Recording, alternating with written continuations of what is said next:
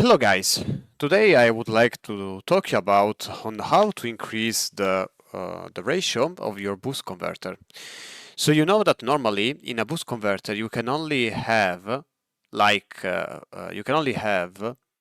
in a normal boost converter you can only have ratio from 5 to 10, from 2 to I don't know, maximum 10.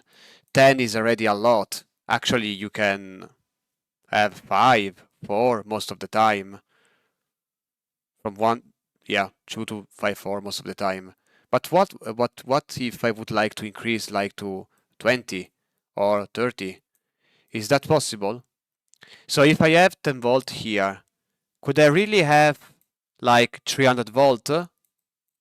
Now, normally this is not possible because you have to increase the duty cycle so much that the controller will become unstable. So it is not, technically it's not possible. By a physical point of view, is not possible.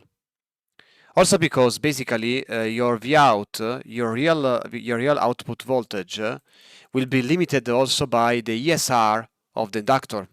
So it's not possible. But there is this technique called AutoTransformer technique, which I discovered recently in a paper, which I will show you to you. So let's make a small description about this little guy. So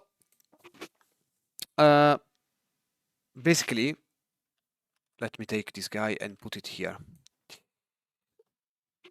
Okay, so let's analyze what's really going on in this circuit. First, let's analyze every single component. This is very quickly. So this is an LM5155, which basically is an integrated circuit boost controller. The VCC is the voltage which is the auxiliary voltage which is generated by the bias, so it's generated internally. You don't care. The gate is where the gate signal is generated. CS is the current sense. And as you can see, you have the shunt low side is basically filtered with a low pass filter using these two components. And then the signal and the voltage is injected here. Then you have the power ground, which is shorted to the A ground and AP. AP is the pad. And so they decided to make the short between the power ground, which is this, and the signal ground. They are shorted internally. The FB is the feedback, and it takes the output voltage with this divider. So as you can see, here and here are connected. And comp is the compensator. This is the classical PI that they used. This is the low value capacitor. So this will be like 100 pico. Is this guy here. And this RC is the main protagonist of the PI, which determines this pole compensation. CSS, SS and RT are basically two components which have to be put on the external, in this case a resistor and a CSS. SS is the soft start and RT is the timing resistor, timing resistor, whatever. They both are current mirror inside. They both have current mirror inside. And basically what you do is to put the resistor, in this case, to decide the timing, of the frequency. So this decided the frequency of the converter. And CSS decides the soft start. So it's the soft start ramp. The higher the capacitor and the higher the time. And UVO and sync, these are basically under voltage low shutdown, synchronous mode, blah blah blah. We don't care. This capacitor C bias is put in parallel to this pin, and C in is the back capacitor. Now let's go to the power stage, which is more interesting.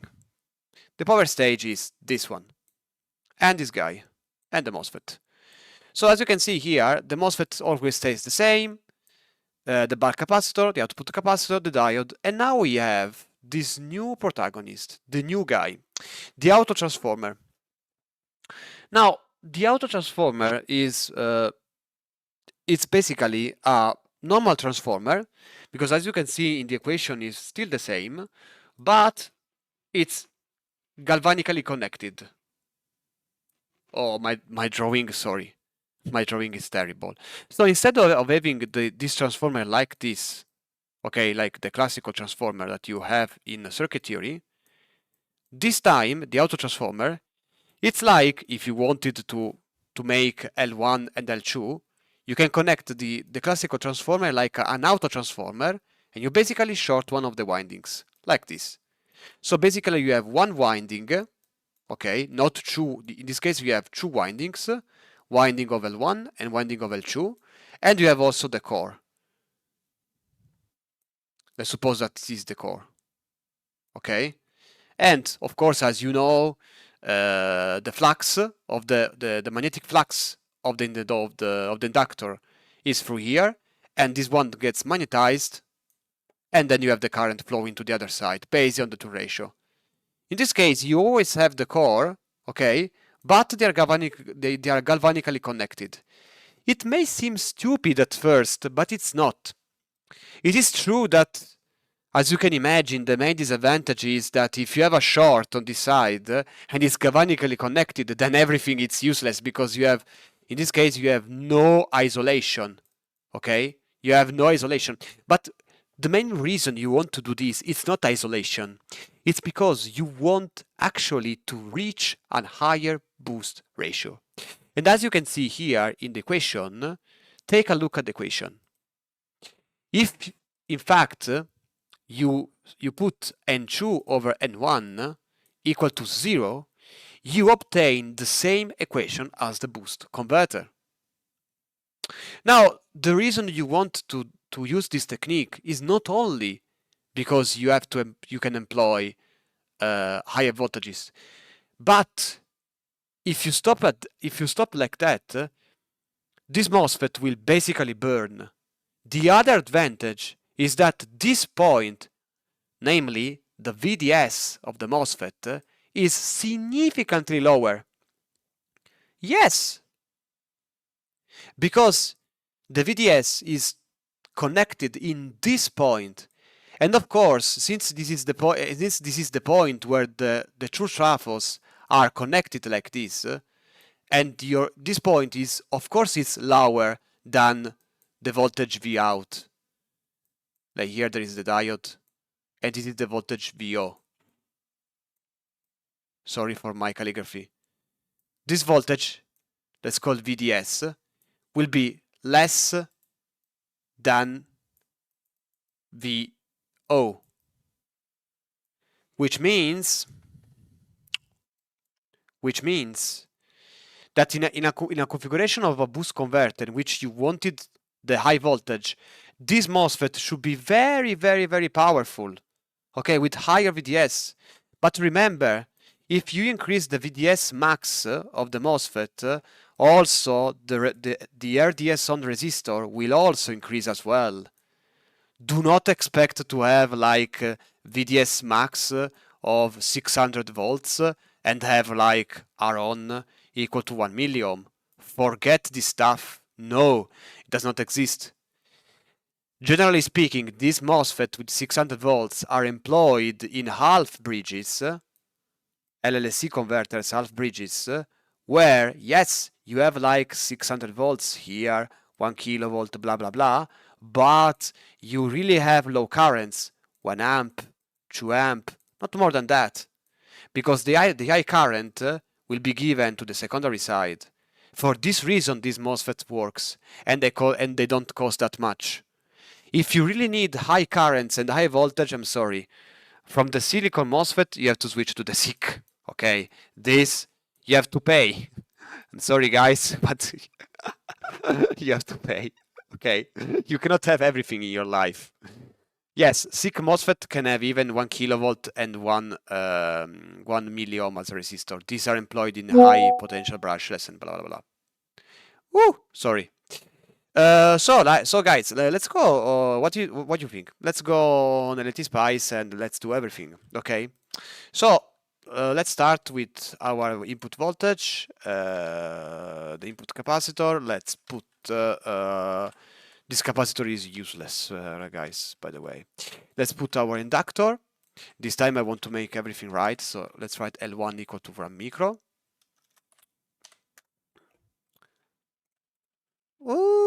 L2.param L1 equal to 1 micro. And let's write immediately L1. Let's make a pro move. Let's copy and paste this guy. No. On second thoughts, I won't. First, I want to put the classical boost converter. So let's put the classical and MOSFET here. Let's put the first on the list. Honestly, I don't care. I don't care about numbers, guys. I just want you to show the physics. Okay. Let's just put a resistor.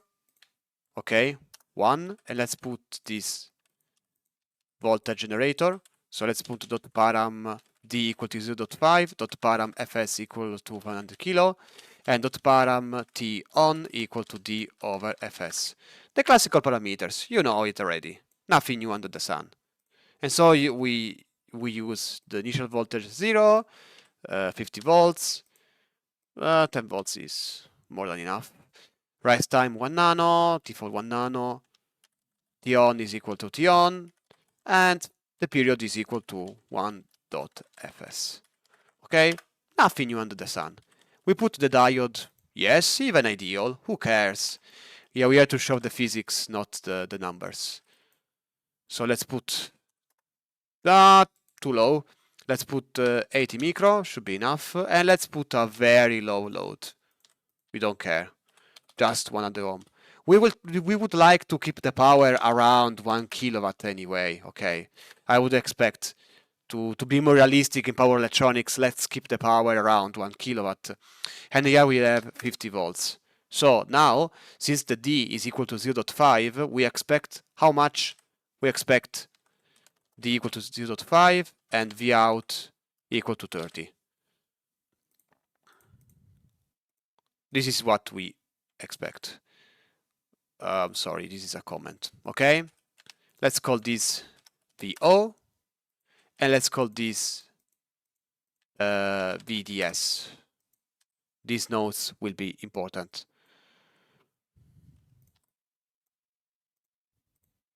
So let's run the simulation for 4 milli. It should be enough. This is the classical boost converter, nothing new under the sun. So what we want really to analyze here are two important stuff. Okay. Sorry, I made it too large, and then you can't see anything.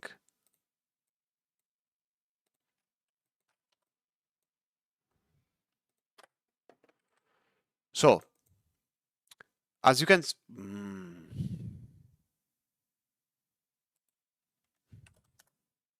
this does not make any sense. Okay, this makes sense. For this reason, I said I wanted to keep the power around 1 kilowatt, 100 watts, because otherwise it doesn't make any sense. Okay, 180 watts, it's okay. Okay, as you can see, we have 30. Classical boost converter, nothing new under the sun. Okay, if you want to make 1 kilowatt of power, just increase the power. Yeah, okay, we are out. Yeah, definitely acceptable for this example, definitely acceptable. The ripple could be less, but yeah, I don't care. Definitely acceptable. Okay, 30 volts. Now let's go into the boost converter. The objective is to make a boost from V in equal to 50 volts to V out equal to 100 volt.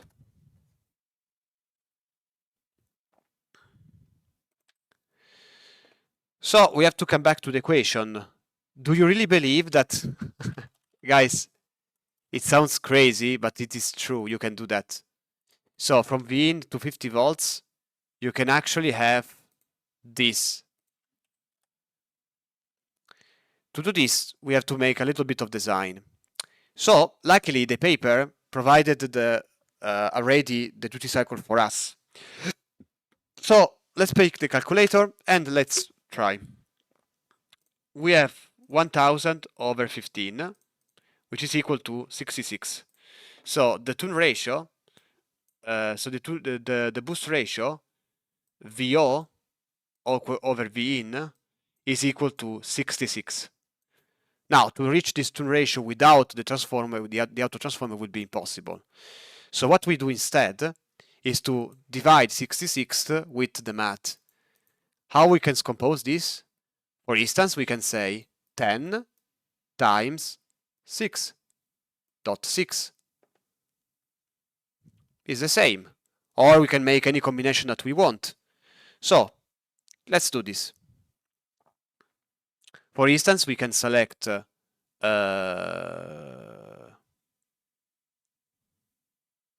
let's see. If we have n2 over n1 equal to 10, we pick this curve here. Okay? And as you can see, the boost ratio arrives around 45-50.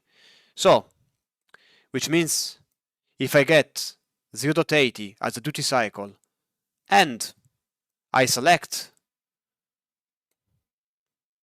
or even a bit higher, just to have 50, 0.85 or something, I should get around this value here, around 50, which, for example, it can be what we were looking for.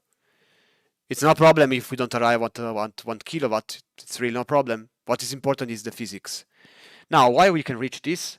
Because this time the output voltage is dependent over the ratio. So as you can see, it's like the duty cycle is being multiplied in this factor here by this. And who gets multiplied, of course, is the VIN. So this auto-transformer is really helping to reach our tune ratio. Now, to do that, we have to create the auto-transformer in LTSpice. And to do that, we have to move a bit this guy. Put L2. And we have, do you remember the equation of the transformer? L2 is equal to n square L1. Remember, guys, this is important. So, let's select n times L1. And we make a couple efficient of K, L1, L2, L3. Oh, I'm sorry, L3 does not exist. And we also make to indicate that they are coupled.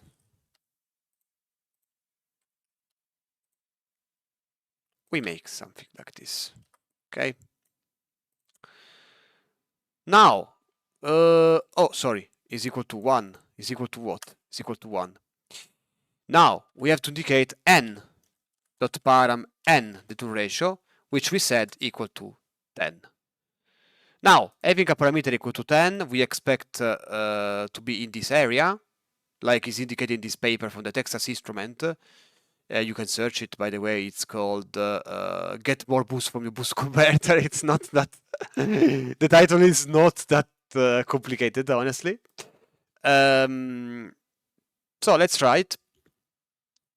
Of course, we have to increase the resistance, otherwise it's completely useless. And let's run the simulation. Let's check a bit the power. Okay, so here goes nothing. When you are escalating a bit with the power, it's necessary also to, of course, to increase the number of MOSFETs. Because then the MOSFET will really start to dissipate in this configuration. Why, you may ask? Because basically, in the classical boost converter, you have the dissipation done like this. This is the inductor current, IL. This is the MOSFET, right? And this is the diode. They basically have the same current, okay? So if this is between 10 and 15, okay, this is 10, this is 15, this is 15, and this is 10. As any DC-DC converter works. But in this case, since you have the auto-transformer, the story is completely different. You are activating the MOSFET basically has to provide a lot of more current flowing to the secondary side. And to do so, basically the MOSFET will start to dissipate a lot, making more conduction losses, making more useless losses. And of course, LTSpice has to take account of this. So to avoid this phenomena, we have to put two of them in parallel at least.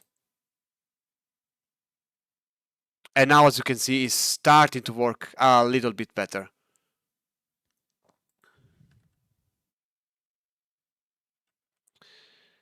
We also try to reduce a little bit more the RDS by increasing the voltage of the given by the source. It didn't decrease that much. 1 micro, 20 should be 10. Ah, sorry, the ratio is too high. We can even select n equal to 5. It's no, the ratio was not too high. What I'm saying, no, the ratio was not too high. It is me that I have to reduce. Still have to reduce the load. So now what we're getting from 15 is more or less 330. Let's check from the calculator. 330 over 15, 22. Ah, sorry, I did forget to turn on the duty cycle. I'm a real idiot. Sorry. D is equal to 0.8. Ah, okay, now it's working. Sorry, I am the most idiot of the village, as you know. Don't why you still follow this channel. I'm sorry. Okay, just kidding. So as you can see, I have really achieved 1 kilovolt. Okay, we modified the duty cycle. So the two parameters that have to be modified are the duty cycle D, of course, and the parameter N. So now what do I have here? Let's see. I am really in the case of having 0.80. Okay, so I'm around this point here. 50, 45. Let's see how much power do we have? 2 kilowatt. So let's reduce the load a bit. Let's increase the load a bit, and let's make it 1 kilowatt, because now I want to analyze with you a bit the stresses. What's going on? Because why the power is not diminishing? Doesn't make any sense. No, it has to be. Okay. So now we are getting somewhere. Let's put it 10 milli.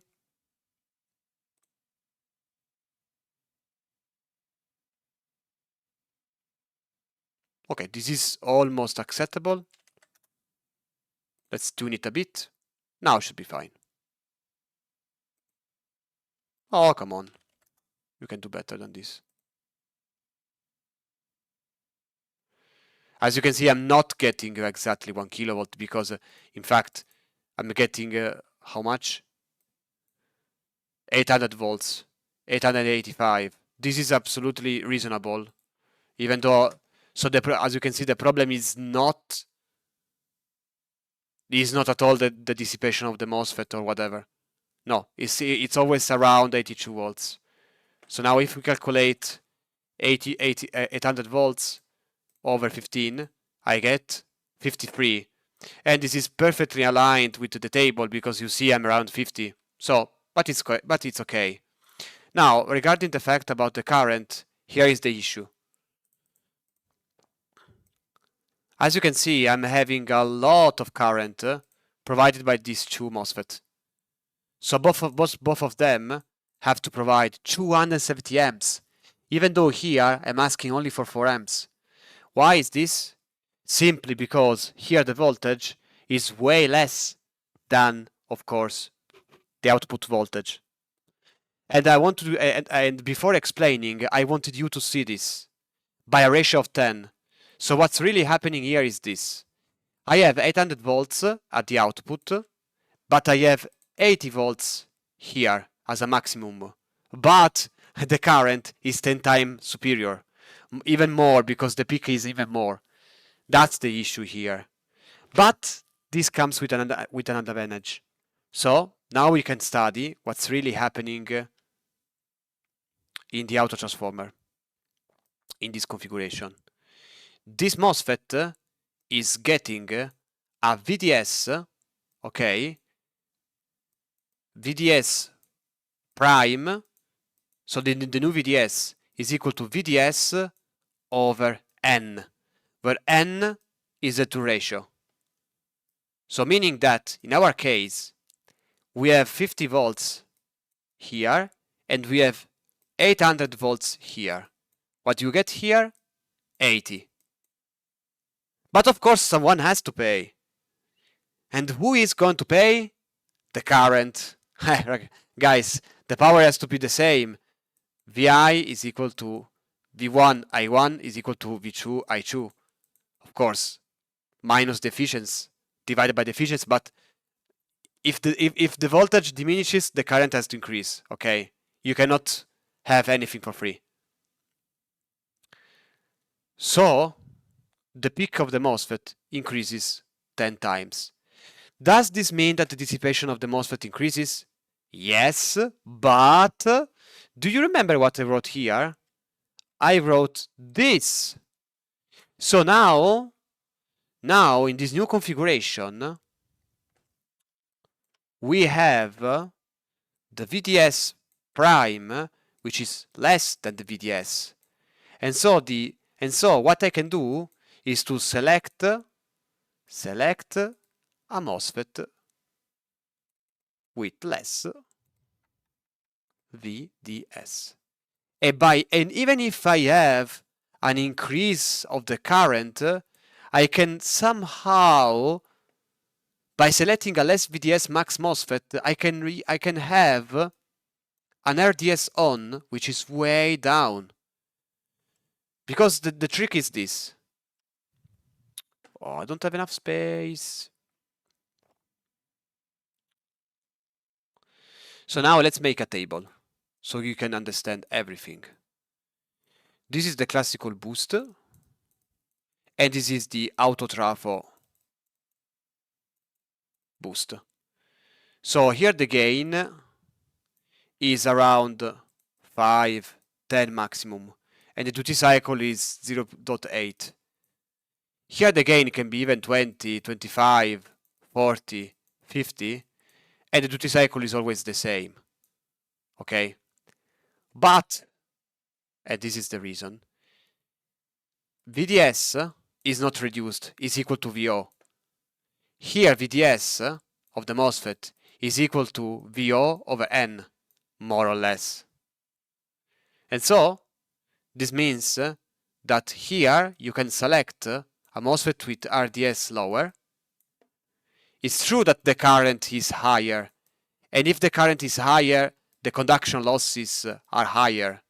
But you can select a MOSFET with lower RDS to compensate somehow this problem. This is it, guys. I think that I can end the video now. And yes, what if we went to n equal to 15? You would have your 1 kilowatt. Ta-da! 1000 volts. So yes, it is possible to go to 1000 volt with a boost converter. And you still have only a 90 volt MOSFET, 200 volt MOSFET to select.